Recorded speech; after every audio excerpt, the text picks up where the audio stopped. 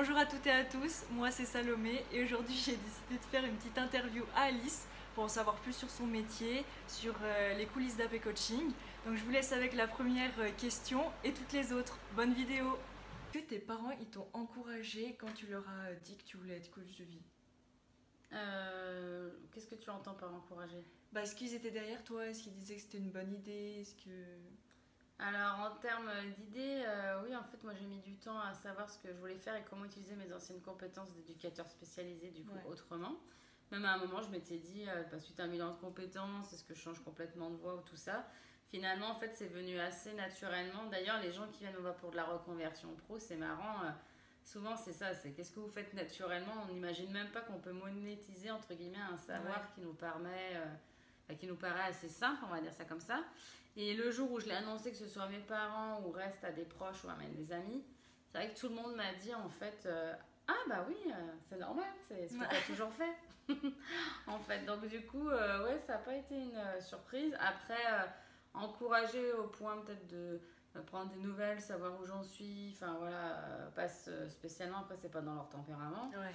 Mais ils ont en tout cas jamais dit, je sais Ils t'ont pas, jamais freiné ou... voilà, jamais freiné ou dit c'est pas bien ou parler, je sais pas, de l'argent, tout ça. Ils ont fait confiance là-dessus, quoi. Ok. Déjà perdu confiance en toi? Sûrement, oui. Ouais. Parce que j'allais dire la confiance en soi, en fait, c'est un mot qui est beaucoup utilisé, mais il faut savoir, moi j'en parle lors des formations, la confiance en soi, c'est quelque chose qui n'est pas linéaire. Ouais. Déjà, ça dépend des domaines. On peut avoir hyper confiance en soi dans le domaine pro et pas du tout dans le domaine perso, par exemple. On peut avoir aussi super confiance en soi à des périodes de sa vie parce que tout cartonne et tout d'un coup, je pense à un monsieur, tu te fais virer à 55 ans, tu sais pas d'où ça tombe, tout d'un coup, boum, tu perds toute ta confiance, tu déprimes. Donc voilà, mais oui, je pense que j'étais quelqu'un, en tout cas, la confiance en soi, ça se travaille aussi enfant. Ça se travaille ensuite. Moi, j'étais quelqu'un, je sais qu'on m'a toujours dit que je dégageais une forme de confiance en soi. Mais à l'intérieur de moi, non. Ouais, tu voilà, ne sentais pas spécialement. ouais. Voire même des fois de la dévalorisation, de l'autosabotage. Ouais. De toute façon, je pense que les métiers qu'on fait sont pas pour rien et que si je suis coach notamment spécialisée sur ce qu'on appelle les soft skills, donc confiance en soi, communication, émotion, tout ça, c'est parce que c'est des choses qui m'ont touché personnellement ou qui ont touché des prochains mois et qui font que du coup, je me suis beaucoup intéressée à ces sujets-là et parce que quand tu l'as toi-même vécu et transcender, c'est plus simple aussi d'expliquer aux gens. De dire, moi je suis passée par là et ça se passe comme ça et voilà. Donc oui, je pense qu'honnêtement, si j'ai réfléchi, je pense que j'avais un niveau assez bas de confiance en soi. Pourquoi je dis ça? C'est souvent, moi je fais des sortes de tests de positionnement un peu comme un avant-après et auprès des clients et que moi-même des fois on peut s'appliquer du coup par exemple entre 0 et 10, peut-être qu'avant j'avais confiance en moi, je sais pas, 3 ou 4, j'en sais rien et maintenant c'est peut-être 7, 8 voire plus. Après comme je disais, ça peut aussi dégringoler du jour au lendemain, tu peux aussi c'est ça. Ce qui compte c'est et qui est la base importante de la confiance en soi, c'est bien se connaître. Plus en fait on se connaît, plus du coup on nourrit l'intérieur, plus on a quelque chose de solide en nous, plus on va dire les éléments extérieurs ne vont pas venir nous perturber.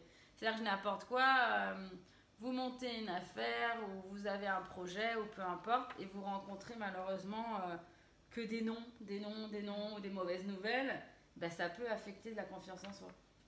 Mais, donc c'est normal, mais si tu as à l'intérieur justement tu as confiance en toi, tu te connais, tu sais que tu es capable, tu sais plein de choses, et au lieu que j'allais dire que ça passe de 9 à 2, ça va peut-être passer de 9 à 8, 7, ça va plus être des doutes que vraiment un effondrement de la confiance. Voilà. Donc ça c'est hyper important et je pense qu'aujourd'hui c'est ça que j'ai acquis et que d'ailleurs je transmets, je répète et je suis chiante là-dessus, mais moi j'ai vraiment travaillé sur mieux se connaître, pour moi c'est la clé de tout. Pour trouver sa voie pro, pour aller mieux, pour sortir de la dépendance affective, pour avoir confiance, pour plein de points. Et ça passe vraiment par, comme je disais, la connaissance de soi qui va générer la confiance en soi. Et c'est vrai qu'une fois que tu te connais, moi je pense que c'est ça que j'ai acquis, du coup, tu es plus solide à l'intérieur, donc tu es moins tu subis moins les éléments extérieurs et tu vas certes avoir des moments de moins bien ou de doute, mais ça va... Ouais, ça va avec, quoi. Mais ça, c'est la vie, quoi. Mais ça va pas te dévaster. Ok. Voilà. On dit, d'ailleurs, dans le développement personnel, souvent, c'est... Je pense à une cliente, elle dit de l'extérieur, elle me dit ça. De l'extérieur, on pourrait croire que ma vie n'a pas changé, mais en fait, tout a changé. Et c'est ça, souvent, ça va pas forcément tout modifier, mais en fait, c'est que tu traverses la vie autrement. Je pense aussi à des commentaires. Une fois, il y a quelqu'un, elle avait dit oui, elle avait demandé de l'aide. On avait été plusieurs à répondre dans un groupe Facebook en disant, mais pas en tant que coach, là, en tant qu'Alice, quoi. Ouais. Et en fait, à la fin, on a été plusieurs à lui parler de certains outils de développement personnel. Et elle a dit, ouais, j'en ai marre de ces gens-là, des coachs, des trucs. Et dans la tête, je me disais, elle sait même pas que je le suis moi-même. Ouais. Du coup, bref. Et elle disait, en gros, qu'elle voulait une baguette magique, elle, pour s'en sortir et pour aller mieux. Voilà. Et qu'elle voulait plus jamais revivre les tempêtes de la vie. Qu'elle disait qu'elle avait marre, que les gens, c'était ça, des gourous qui prenaient le bonheur et que tout allait aller bien. Alors que non, en fait, le vrai développement personnel ou le vrai travail, c'est... Moi, c'est ce que je dis aux clients, même en formation. Vous allez avoir dans la vie, malheureusement, la maladie, le deuil, des moments compliqués. La seule différence, c'est qu'en fait, au lieu de nous mettre à terre, on va le vivre autrement. C'est tout. Tu vas le traverser autrement. Mais tu vas pas empêcher que ça arrive. Non, On n'est pas Dieu, hein. On reste des êtres humains. Hein. Donc, voilà. Est-ce que pour toi, être coach, c'est être parfaite?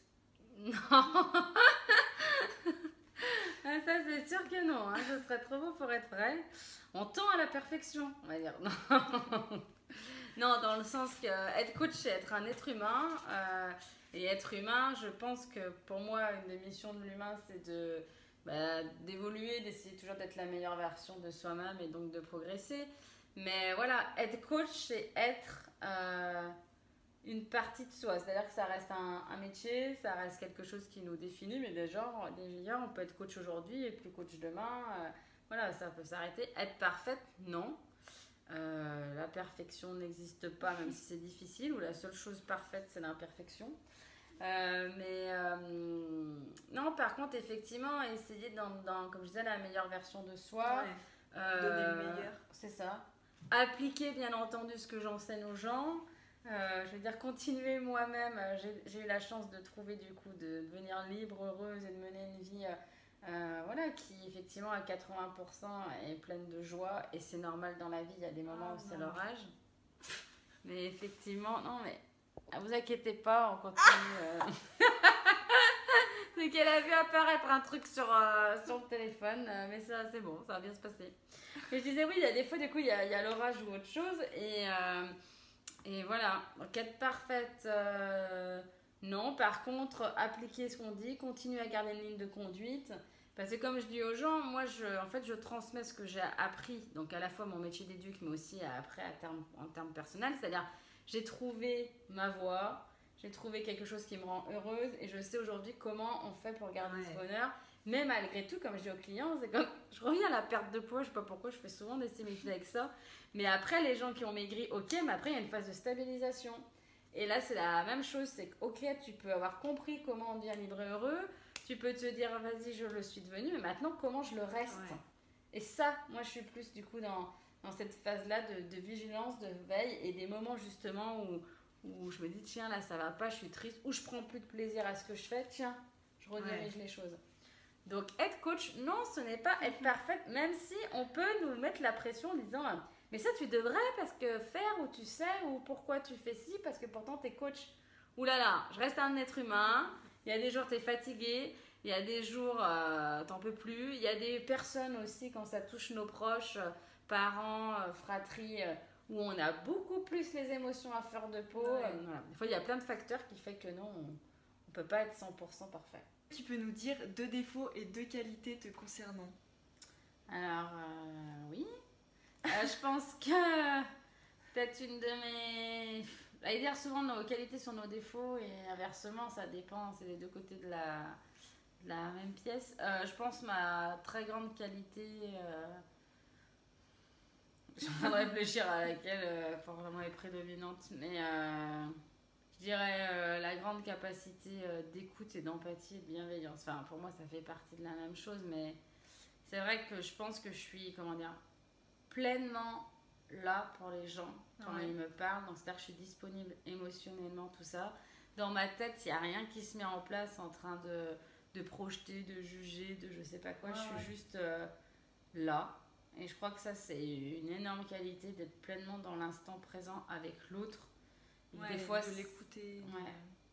C'est ça, je pense, c'est assez rare, mais parce qu'on pareil, on est des êtres humains, il n'y a pas de jugement à avoir, mais je pense à des fois, tu es en train de faire autre chose, tu as un enfant, un ami, tu réponds oui, mais en fait, tu n'es pas vraiment là parce que tu es en train, je sais pas, de faire la vaisselle ou de penser qu'il faut que tu appelles un tel, ou voilà. Vu qu'il y a beaucoup de charge mentale aujourd'hui dans nos sociétés, c'est ce qui se passe. Ouais, j'apprécie le fait aussi d'accueillir l'autre dans ce qu'il est, ce que je disais, l'empathie, la bienveillance, c'est pas sans jugement, parce que des fois, ça nous traverse l'esprit, mais juste, ouais, d'accepter ce qu'il est, ce qu'il vit, et se dire ce qu'il est en train d'exprimer, de vivre, ou même d'être. Parce que des fois, il y a des comportements, je pense en des formations, des fois, j'ai des sacrés zigotos, des personnalités très envahissantes, ou très tranchantes, ou qui me disent oui, bah, dans la formatrice, ça lui a pas plu, elle l'a mal pris. Je sais que c'est des gens, si toi-même tu te braques, ou tu es susceptible, ou tu l'accueilles pas justement dans ce qu'il est, on peut vite... ça peut vite mal tourner, on va dire ça comme ça. Mais quand tu prends la personne pour ce qu'elle est, et pas juste son comportement sur l'instant, mais que tu comprends, ça fait partie d'un grand tout qui est ce qu'elle a dû vivre avant. Enfin, après, moi, je rentre pas dans les détails avec ces gens-là, hein, mais que tu comprends qu'elle est en fait la résultante d'autres choses et qu'elle est en train de vivre sa propre réalité. Je sais pas si je suis très claire, mais bon, bref. En tout cas, tu accueilles l'autre, voilà, en ce qu'il est. Et ça, je trouve que c'est une belle qualité que j'ai. Voilà. Une qualité et un défaut pour moi, alors ça paraît, parce que j'allais dire bateau, parce qu'on en parle tout le temps, mais c'est le perfectionnisme. Je trouve que ça c'est une qualité parce que ça me permet de faire du bon travail, mais en même temps, le mauvais côté c'est que tu peux vite toujours repousser à demain, te dire que c'est jamais assez bien, que là la qualité vidéo pourrait être autrement, qu'on pourrait faire autre chose, voilà. Donc ça, j'en reviens et j'insiste sur l'importance de bien se connaître. C'est une fois qu'aussi vous connaissez bien vos qualités ou défauts, et bah tu sais où est la limite, le curseur. C'est-à-dire, tu te dis, bah tiens, là je suis dans le côté positif du perfectionnisme par exemple. C'est-à-dire, ça me permet d'être très professionnel, très carré, de faire des choses bien, etc. Ou attention, là je suis en train de tomber sur le côté négatif, c'est que bah, je me dis que je sais pas, le cadre est pas assez bien pour la vidéo, que si, que ça. Voilà, donc après, il faut arriver à toujours prendre du recul et évoluer. Pareil, en autre qualité défaut, parce que je trouve que c'est une qualité mais aussi un défaut, c'est je parlais d'empathie, mais c'est la capacité effectivement à comprendre l'autre, à comprendre l'émotion de l'autre. Bah, c'est très bien, ça fait de moi une bonne coach, ça fait de moi quelqu'un de sensible, ça fait de moi quelqu'un qui percute vite, qui va pas se mettre dans des situations délicates parce que je le sens ou je le sens pas et je me fie à mon intuition. Mais ça crée aussi que qu'il faut être vigilant, à savoir penser à bien se recentrer sur soi, à se respecter, à oser dire stop, à oser dire non, à des fois justement être cadrante ou fixer des rendez-vous où on remet le cadre. Et des fois justement j'ai une jauge de tolérance qui est peut-être plus élevée que les autres, et des fois je me dis peut-être trop élevée. Donc le risque c'est de tomber sur des gens soit qui vont entre guillemets profiter de cette gentillesse ou pas, quoi. Donc voilà. Vu que tu as beaucoup de clients au potentiel, est-ce que tu peux nous en dire un peu plus sur le sujet ? Oui, bah c'est vrai que c'est, comme on disait en off, c'est voilà, une grosse partie de mes clients. Soit ils le savent et ils viennent pour ça parce qu'ils veulent savoir comment on vit avec le fait d'être au potentiel, comment on se construit. Souvent des ados ou des jeunes, voilà, t'es en pleine phase déjà, c'est pas facile d'être ado, mais en fait qu'en plus quand t'es ado au potentiel, c'est vraiment compliqué. Et là, du coup, dans ce cas-là, il y a tout, leur donner les clés pour le reste de leur vie.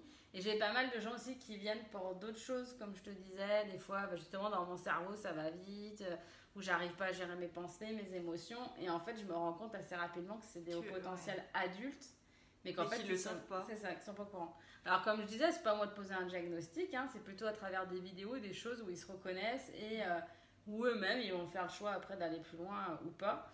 On en revient à mieux tu te connais et mieux tu peux vivre. Et c'est vrai que au potentiel, on en entend beaucoup parler, surdoué, tout ça. Après, il y a tout, hein. ça reste un nom. Tous les enfants ne le sont pas parce que ça représente que 3% de la population. Ouais, c'est très peu. Voilà. Mais après, tu peux aussi, si on aime bien ici mettre dans des cases, mais tu as les TDAH, tu as les hypersensibles, tu as les empathes, tu as plein de choses. Ouais. En tout cas, ce qui est intéressant là-dedans, c'est de se dire, ok, je suis différent, et en quoi ma différence, je peux la vivre comme un atout et pas comme un poids, quoi. Ouais. Il y a plein de formes de différence, même sans parler de tout ça. Donc voilà. Donc ouais, le haut potentiel, c'est vrai que c'est quelque chose que je connais bien, vu que je le suis moi-même, et je l'ai vécu et je l'ai connu sur le tard. Et je pense que plus tu le sais tôt, plus ça te permet de mener une vie qui... c'est pas qui te correspond, mais... avoir les clés pour affronter après la vie. C'est ça. Et puis surtout pour comprendre que non, t'as pas un problème, que s'il se passe ça dans ta vie, c'est que c'est pas... ça vient pas de toi ni des autres, c'est plutôt d'un fonctionnement. Donc c'est hyper intéressant comme sujet. C'est passionnant. Quelle est la demande la plus folle ou la plus drôle que tu as eue venant d'un de tes clients? Alors justement, ça va être intéressant parce que ça n'a pas été un client du coup. D'ailleurs, ça me fait penser même à deux situations maintenant que je réfléchis là. Une fois, il y a quelqu'un qui m'a appelé, il m'avait laissé un message. Alors, je suis en train de penser, déjà, il y a un truc qui est drôle, c'est que des fois, on m'appelle et en fait, les gens tapent Prud'homme. Je pense qu'ils veulent joindre le cabinet des Prud'hommes, le conseil des Prud'hommes.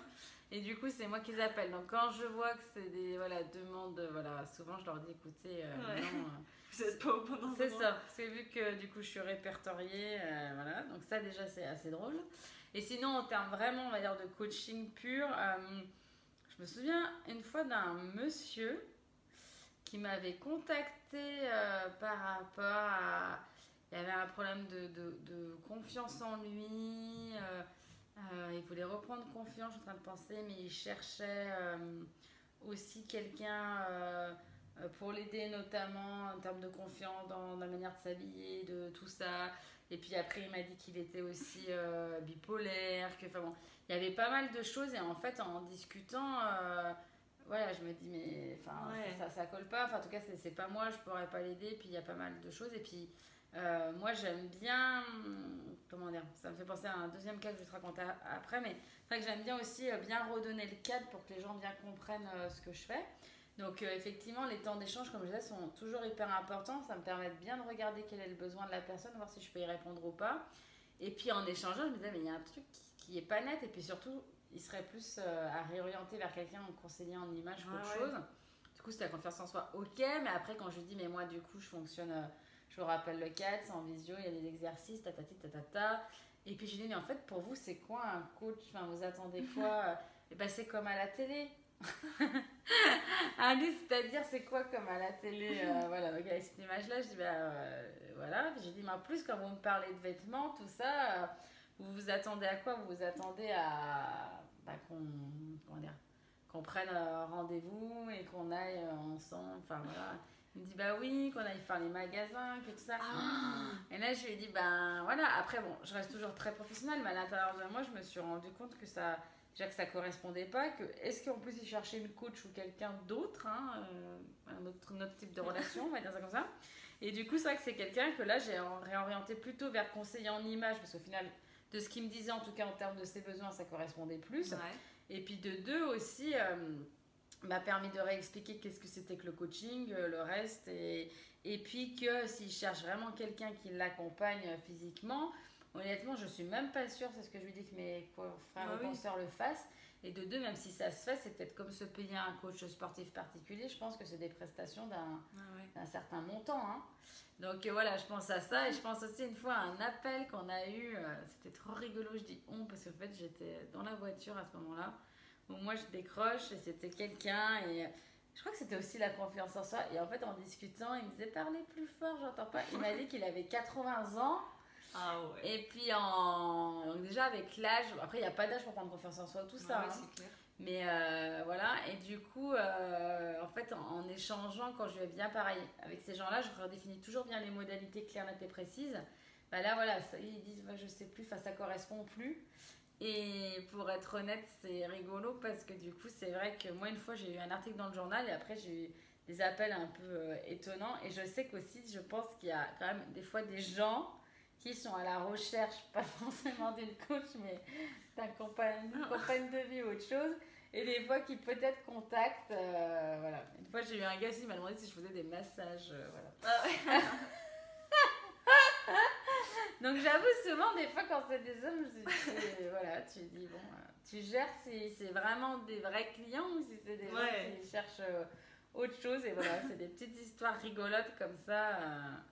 Voilà, qui sont arrivés. Et effectivement, toujours, je pense à ceux déjà qui peuvent avoir le cas, quand tu restes toujours très professionnel et très cadrant en disant ça fonctionne comme ça, moi c'est des séances d'une heure et demie à tel prix en visio, nanana, nanana.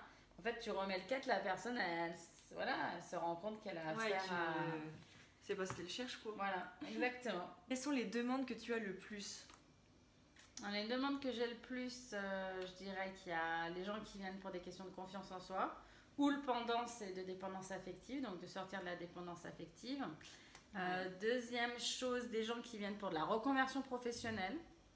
Donc voilà, souvent, soit ils ont déjà arrêté leur travail, soit ils pensent à l'arrêter, soit malheureusement ils ont fait un burn-out. Voilà, souvent des gens qui ont pu faire des bilans de compétences, que ça n'a pas forcément fonctionné, ou même aussi, là je pensais de manière globale, d'ailleurs c'est souvent aussi des gens des fois qui ont fait vu des psys, et pareil, soit ça ne convenait pas, soit en tout cas c'est des gens qui viennent, qui ont besoin d'outils concrets, donc ils viennent pour ça.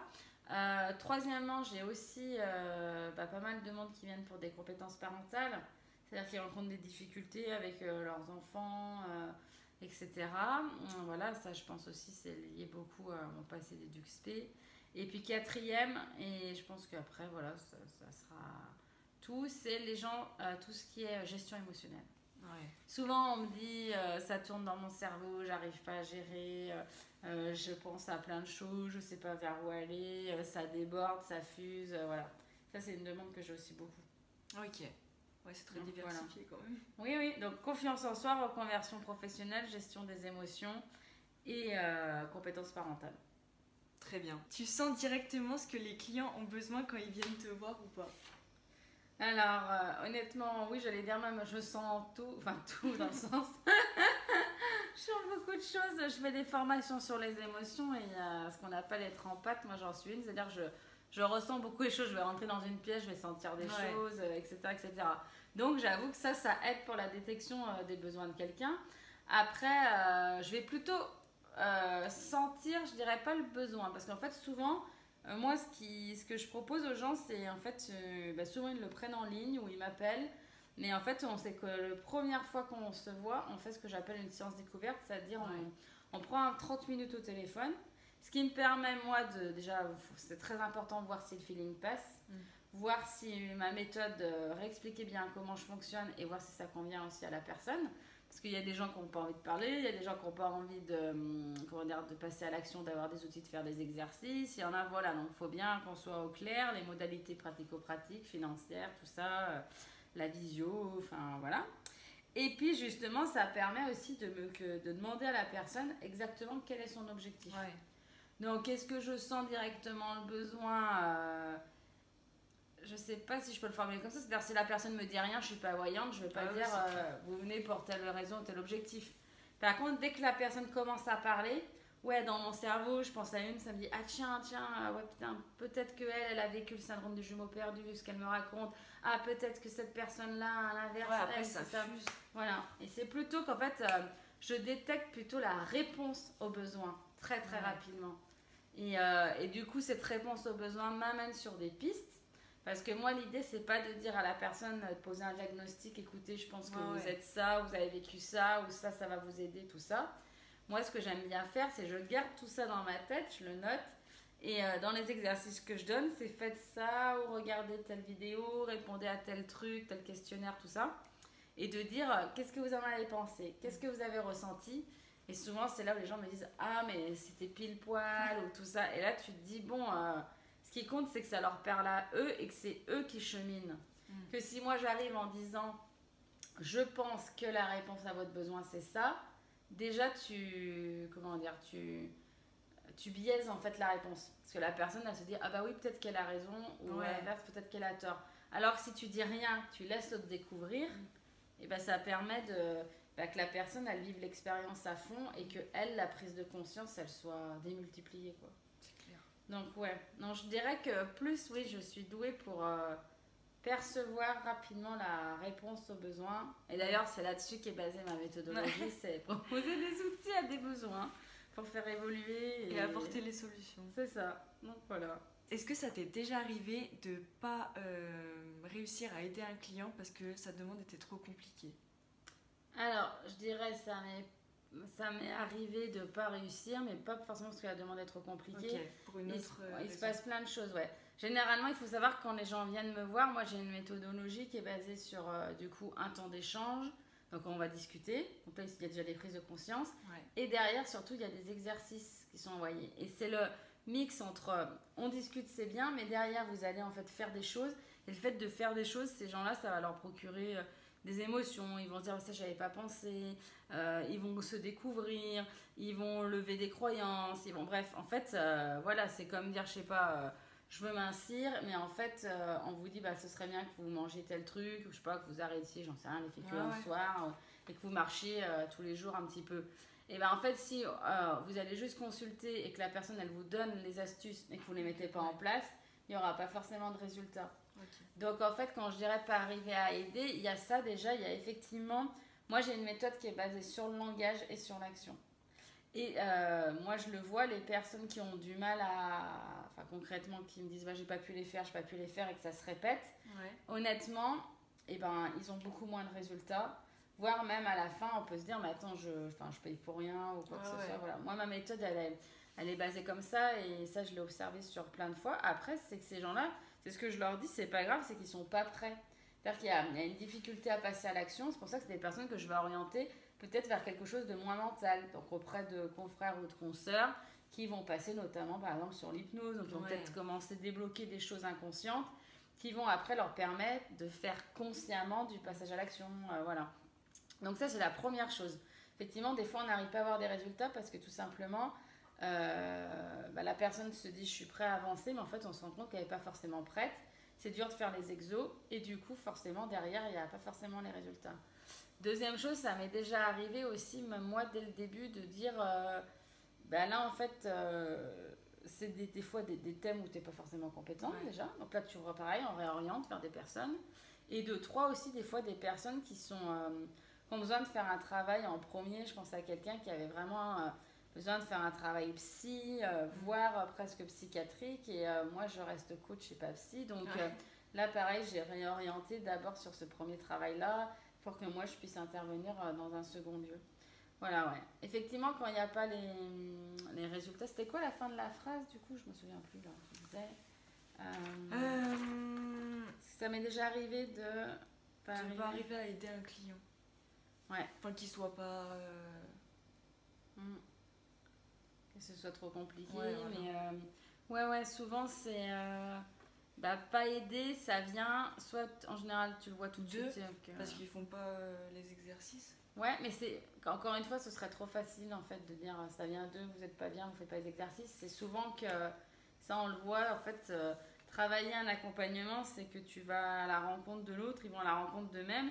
Et c'est très beau à voir, c'est des fois tu crois que tu es prêt, que tu as envie, que tu veux t'en sortir. Et en fait, tu te rends compte que tu ne sais pas pourquoi, tu as des freins, des blocages, tu t'auto-sabotes. Donc, c'est pas vraiment eux dans le sens consciemment, c'est pas bien, ils font pas. C'est qu'il y a un truc plus fort qu'eux qui font qu'ils n'arrivent pas à s'y mettre. Ils sont bloqués. Ouais, voilà. Donc, effectivement, je pense que ça, c'est le cas le plus récurrent qui fait qu'à un moment, tu te dis, voilà, je vais vous orienter vers quelqu'un, il faut passer par un autre axe si tu veux. Mais ouais. Trop compliqué, voilà, où je dis des personnes effectivement qui dépendent pas du coaching mais plutôt de la psy, voilà, des gens des fois qui sont pas forcément prêts. Après, je pense qu'aussi être un bon professionnel, c'est aussi savoir dire stop, réorienter et proposer d'autres solutions. C'est clair. Et voilà, et du coup, ça fait qu'aussi tu travailles, c'est pour ça que moi j'aime bien travailler avec des partenaires. Donc voilà. Est-ce que j'ai répondu à ta question, Salomé? Très bien. Merci beaucoup pour ta réponse et à bientôt dans une nouvelle vidéo.